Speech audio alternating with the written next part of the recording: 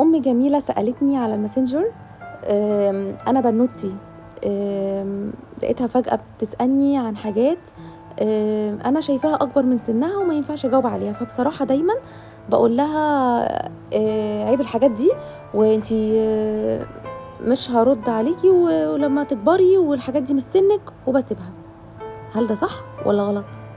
طيب، بصي يا حبيبة قلبي، هو معظمنا على فكرة فعلا بيقع في الحاجات دي، بس اولا هجاوب عن طريق حاجتين. هل انت حكمتي منين ده مش سنها؟ سن المراهقة اللي حضرتك بتكلمي عليه اللي هو كان وقتنا احنا من سن الاعدادي، دلوقتي اختلف. دلوقتي البنات بتدخل في سن المراهقة من بدري، من الابتدائي تقريبا، من رابعة او خمسة ابتدائي، من جونيور 5 او جونيور 4. و... وحتى سن البلوغ اختلف، يعني حتى سن البلوغ اختلف دلوقتي. فمفيش حاجه اسمها ده مش سنك ومش هتجاوبي. الحاجه التانية، الشق التاني، هي جت سالتك انت، فبالتالي انت ما اديتهاش المعلومه اللي هي سمعتها وعايزه تعرفها، تعرف مصداقيتها او صح ولا غلط. فانت قفلتي عليها الباب ده. اولا علمتيها كبت المشاعر وكبت الاسئله، وده غلط. ثانيا انت كنتي اول باب تجيب منه الاجابه. ففي قدامها السوشيال ميديا، وده ممكن تجيب المعلومه بشكل خاطئ، لان ده بقى متاح جدا لاولادنا. التليفون في ايد اولادنا 24 ساعه في ال 24 ساعه.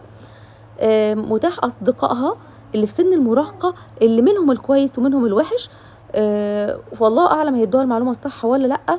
متاح ليها اي طريقه تانية. هي بقى سابت كل ده وجات لماما عشان تعرفها المعلومه. طب ايه الصح؟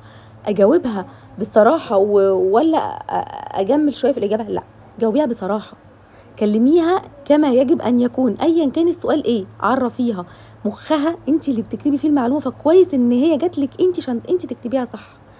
اولادنا الحلوين ما عندهمش في الدنيا اغلى مننا. محدش في الدنيا هيحب ابنك او بنتك اكتر منك، فانت بس اللي هتديها المعلومه الصح.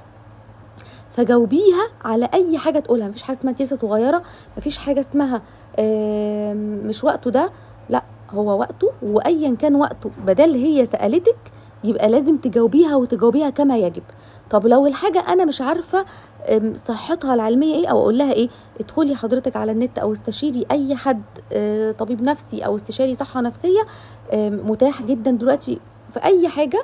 الدراسه بقت سهله ومتاحه، فان انت تدخلي اسالي وشوفي هتجاوبي السؤال ده بالطريقه بأنه طريقه. ولكن اوعي تخلي ابنك يمشي من غير ما ياخد اجابه وافيه وكافيه للسؤال اللي ساله. مفيش حاجه اسمها انت لسه صغير. انت لسه صغير ما بقتش حضرتك اللي بتحدديها، بقى المجتمع والسن وسن البلوغ هو اللي بيحددها. حتى سن المراهقه ومتطلبات المراهقه اتغيرت دلوقتي. السوشيال ميديا غير دماغهم، التلفزيون، الوسائل التواصل الاجتماعي كترت، اصدقائهم نفسهم مخهم كبر. فبلاش ياخدوا المعلومه منهم، خليهم ياخدوها من حضرتك افضل كتير.